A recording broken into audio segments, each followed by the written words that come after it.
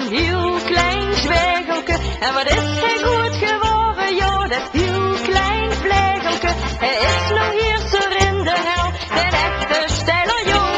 En overal vertelt hij blij dat hij zijn weeks gestong.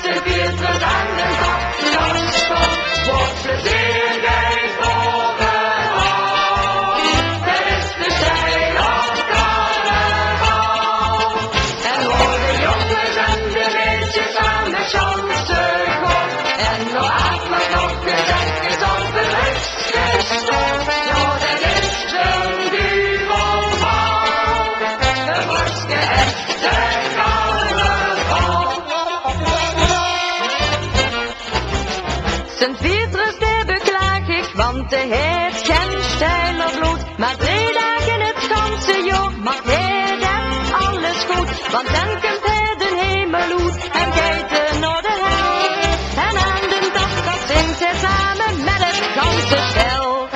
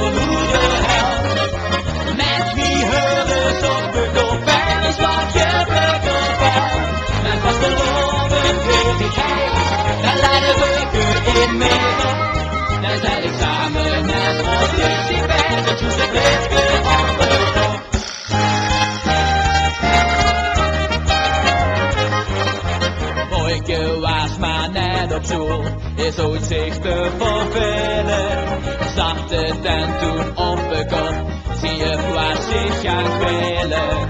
Nu stond manke, zei die toen, ich mag mich ongerust.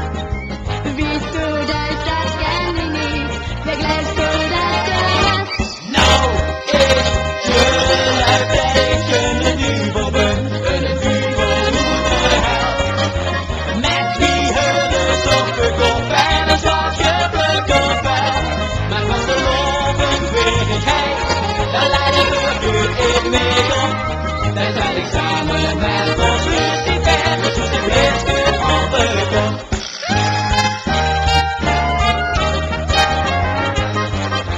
Chef stond bij de hemelpoort, daar kwam hij Petrus tegen. Petrus zag wat denkt de chef, vereenst de zegen. Chef voelde zijn schouders op en wist het ook niet meer. Petrus vroeg je luistert aan in overleven hier. Nou, ik geloof dat ik een duivel ben, een duivel moet de hel. Met wie het is opgekomen, bij een zwakje bekomen. Maar was de onbeweeglijkheid, daar leidde we in mee op. Daar zijn ik samen met ons Lucifer, dus hoe ze leeft opbegon.